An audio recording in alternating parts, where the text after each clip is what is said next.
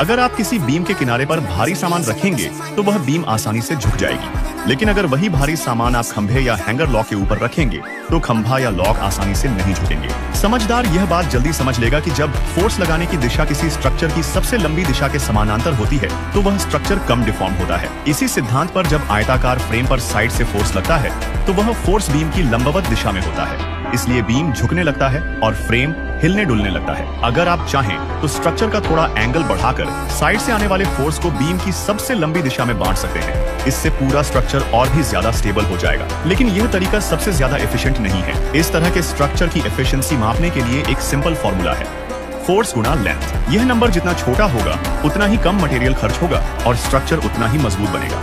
इसी प्रिंसिपल पर इस स्ट्रक्चर के 4 अलग अलग डिजाइन तैयार किए गए। जिस डिजाइन में यह नंबर सबसे कम आया वही सबसे एफिशिएंट निकला। यह तरीका हाई राइज बिल्डिंग्स में भी आसानी से इस्तेमाल हो सकता है।